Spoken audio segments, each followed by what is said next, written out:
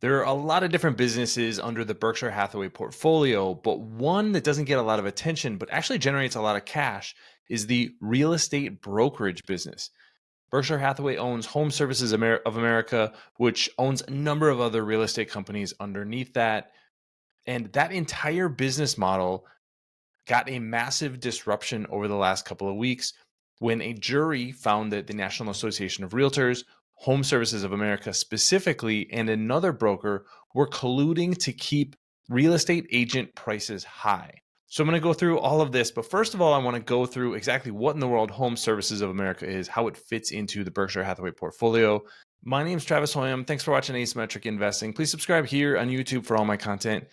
And I want to thank this video sponsor, The Motley Fool. Check out fool.com/ASYM for their top 10 stocks to buy right now. So before we get too far and I explain exactly what the impact is going to be on the real estate brokerage market, I want to go through, first of all, the lawsuit and then what Home Services of America is. The lawsuit was basically alleging that the real estate industry was colluding or working together to keep the about 6% fee that is standard in real estate transactions as high as it is right now. And the way that they were doing that was forcing buyers agents to be part of the National Association of Realtors, who then ultimately got paid half of the fee, which is paid by sellers agents. This was found to be collusion, and Home Services of America was one of the brokerages that was involved. The other was Keller Williams Realty, liable for $1.8 billion in damages, along with the National Association of Realtors. So I'm going to get to how the market is structured and how this could impact these companies.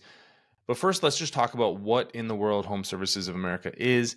This is the Berkshire Hathaway owned company. And then there are a number of companies underneath that. If we go to our businesses and then to brokerages, you can see that this is just a highlight of the company's history and transactions, over 300,000 transactions, $1.68 billion in volume, 928 offices, and almost 45,000 agents work for this company alone. A lot of those agents are contractors or basically have their own mini business underneath the Home Services of America franchise. And here is what the geographic distribution looks like. Home Services is actually located in the Minneapolis area. Edina Realty is the local real estate company here. There are some Berkshire Hathaway named companies. There are others they have acquired. Just names all over the place, many that I have never seen before. But you can see that this is a company that has its fingers all over the place in the real estate market, whether it's under the Berkshire Hathaway banner, the Home Services banner, or a completely different name that's completely unrelated. When you have the brokerage business, you can then tie into things like mortgages. So they've done $9.6 billion worth of mortgages in 48 states. It's a relatively small business because it's only 27,000 loans. But you can see here there are other businesses under here: franchising, title and escrow, insurance, relocation, basically everything that you need for home services, as the company is called. But the big thing that I'm going to focus on here is the brokerage business. Now, the brokerage business has long been one of these businesses that it was thought that technology could disrupt. A 6% fee to sell a home is absolutely crazy when you can just go online and look at the value of a home and even get an estimate of what your neighbor's house is valued at. But that hasn't been the case, partly because sellers agents and buyers agents have been working together in this. The way that it works is that the multiple listing services, and there are over 200 of those around the country, and there's even some in Canada, that is where homes need to be listed to then be found by other agents. To get access to the MLS, you need to be part of the National Association of Realtors. To be a part of the National Association of Realtors, you need to agree to split your commission between the seller's agent and the buyer's agent. So now if you're looking to buy a house, you go, how do I find houses? Well, I can't just get access to the MLS. I need to go through an agent. The good news is you don't have to pay that agent. At least you don't have to pay them directly. So they can help you find a house. Hopefully they're useful. And then you don't actually necessarily see what they get paid. The way that they get paid is by splitting that commission with the seller's agent. So if you're selling a house, you could just say, well, how am I going to sell this house? Where am I going to list it?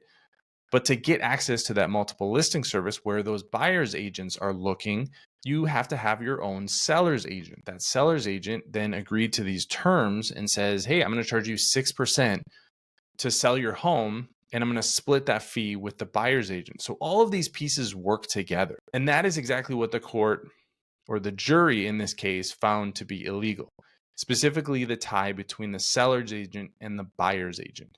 So this could ultimately mean that things like the MLS, or at least the data in the MLS, is going to have to be opened up to other people who aren't under the same rules to split commissions with buyer's agents. Maybe that's individuals, maybe that's agents that a buyer pays a direct fee for. And then the seller could actually negotiate that fee down. Hey, if you're not going to split this commission 50-50 with a buyer's agent, why am I paying you 6%? Why don't I pay you 3%? So once the current status quo gets disrupted, it really opens up a lot of possibilities. Now, at the end of the day, I think this is really good for a platform, a place where you would actually list those homes, like Zillow.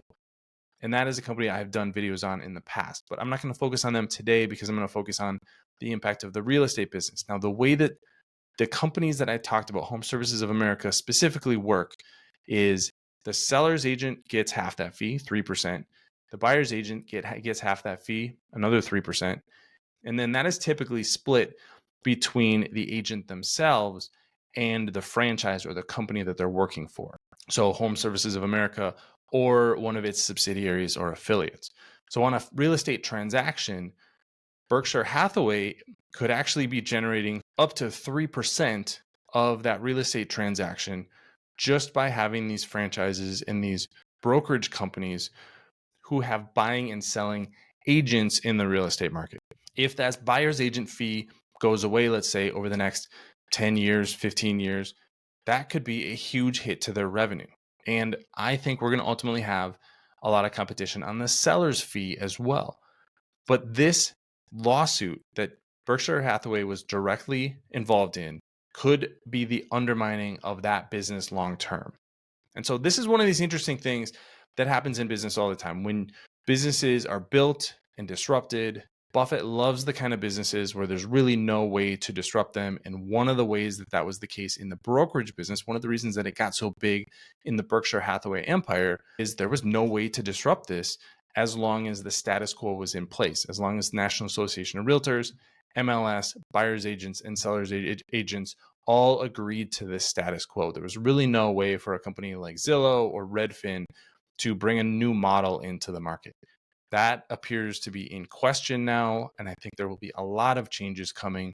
We don't know the complete final ruling. We know that the jury has decided against these companies. We know what the dollar number is, but we don't know a lot of the details of exactly what needs to change in the future. So keep an eye on that. But this is one of Buffett's companies, and it's going to be very impacted. It will be interesting to see if this comes up in the next earnings report, what any fines might be, and if this business model is going to change. So something to be aware of if you are a Buffett fan or a Berkshire Hathaway shareholder like I am.